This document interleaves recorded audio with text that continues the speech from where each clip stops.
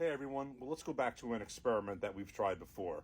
Can a couple of drops of water help bring out the flavor of a whiskey? Well, we've got the perfect whiskey to try it with.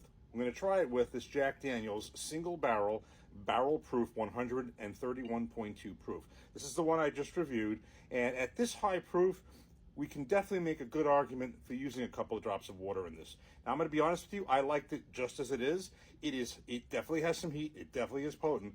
I happen to like it as it is, and as I've said in previous videos, I'm not usually a fan of changing it. I don't typically put drops of water in it. I don't even usually drink it over ice. I generally like to drink it neat unless I'm having it in a cocktail, and generally like to just drink it the way it is out of the bottle. But for the purposes of this, I think this one at this high proof and this type of potency, I think would really, really fare well to see how a couple of drops of water may help not even improve it, but just bring out the flavors that are there.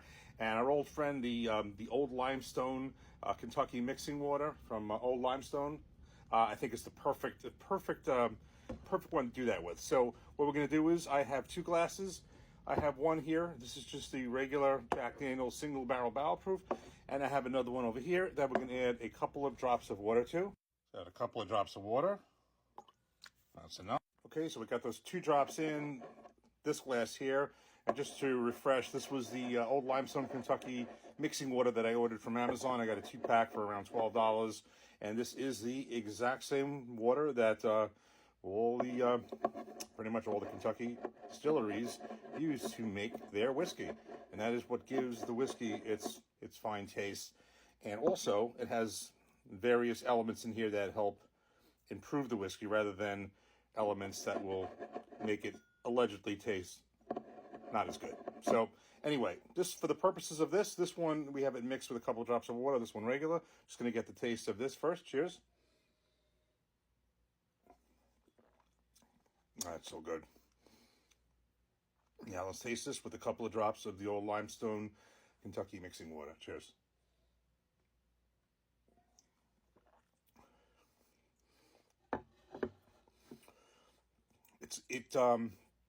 Well, it definitely cuts a little bit of the heat, and funny enough, it does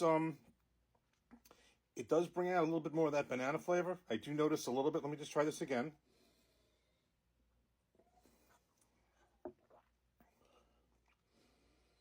Also trying to see if the nose changes. Let me try this again.